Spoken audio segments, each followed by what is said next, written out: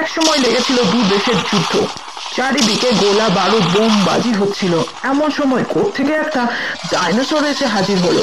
সেই ডাইনোসরটার ভীষণ বিকট চিৎকারে কিংকং গুহা থেকে বেরিয়ে আসে।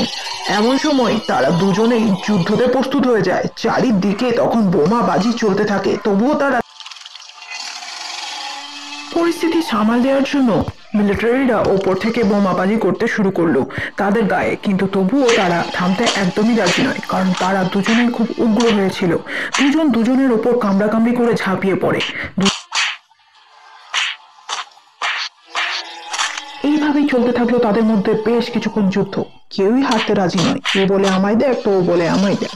দুজন দুজনের ওপর ভীষণভাবে রাগারাগি করে মারপিট করতে লাগলো। কিংকং এমন মার মারলো, ডাইনোসর মাটিতে ধপ করে লুটিয়ে পড়লো। সে আর উঠলো না। শেষমেশ বিজয় ঘোষণা করলো নিজে নিজেকেই King Kong. La la la la la la la la la la la la la la la. Daku রাক্ষস তার নিজের জমিতে কোদাল দিয়ে কুড়ে কুড়ে কিছু সবজি গাছ লাগাচ্ছিল। এমন সময় কোত্থেকে একটা ভয়ঙ্কর জংলি ডাইনোসর এসে তার কাছে হাজির।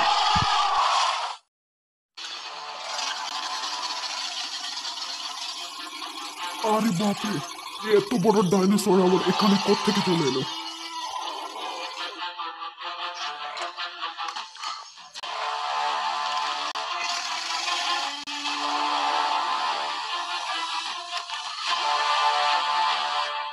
এইবার ডাকটাকা কেমন দিয়ে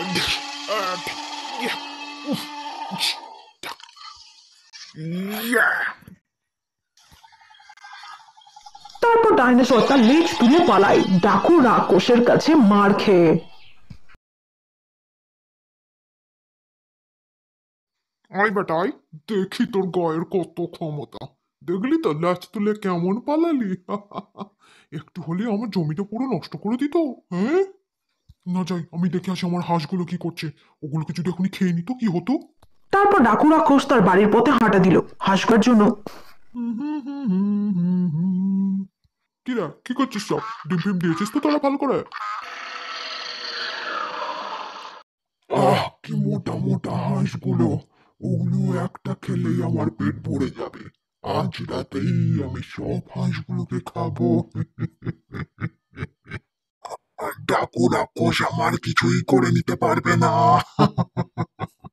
তারপর গভীর রাত্রিবেলায় ডাইনোসর আসে তার হাঁসগুলোকে খাবার জন্য। সে সময় ডাকু রাক্ষস একদম নাক ডাকিয়ে ঘুমাচ্ছিল।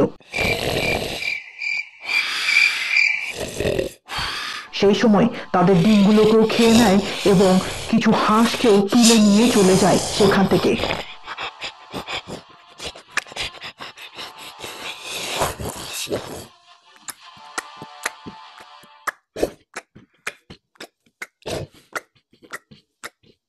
পরের দিন সকালবেলায় উঠে ডাকু রাক্ষস যখন দেখলো তার খাঁচা থেকে কিছু হাঁস কম আর ডিমও কম, তখন প্রচন্ড রেগে গেল ডাকু রাক্ষস। আরে, আমার হাঁসগুলো কোথায় গেল? এতগুলো ডিম ছিল, হাঁস ছিল, রাতের মধ্যে সব দেখে গেলাম, আর দিনের বেলায় গায়েব। ডাকু রাক্ষস তখনই বুঝতে পেরে গেছিল যে এই কাজ কার ছিল, তাই একটা বড় লাঠি নিয়ে জঙ্গলের মধ্যে তার অপেক্ষা করতে লাগলো।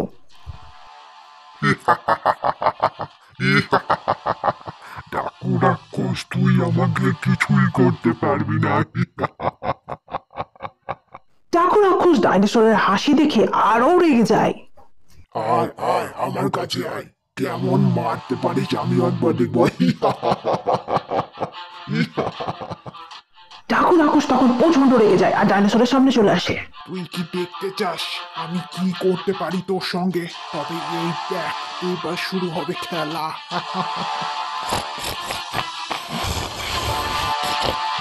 তারপর ডাইনোসর এক কামড় বসালো ডাকু রাক্ষসের পায়ে। তারপর ডাকু রাক্ষস তার ডান্ডার বেরিতে ঠান্ডা করবার জন্য রেডি হয়ে গেল।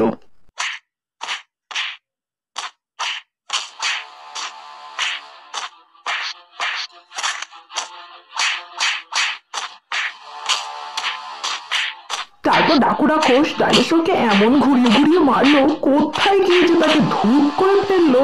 ডাইনোসরও খুব ভালোভাবে বুঝে গেল সেও আর হাঁস খাবার কোনোদিন সাহস করবে না। কিরে বেটা, কেমন মার দিল বল? আর কোনোদিন হাঁস খেতে আসবি আমার? তোর হাঁস খাওয়ার আর কোনোদিন চাও হবে না। তারপর ডাকু রাক্ষস সেখান থেকে চলে যায় হাসতে হাসতে মনের খুশিতে। আহ আহ চই চই চই চই আহ আহ আহ। কি ছোট্ট বন্ধুরা, তোমাদের কেমন লাগলো আমার ডাইনোসরকে পেটানো? এখন আমি চিকেনের লেগ পিস খাচ্ছি। তোমরা খাবে নাকি? জলদি করে সাবস্ক্রাইব করে দাও, তাহলে নেক্সট টাইম আবার আসবো।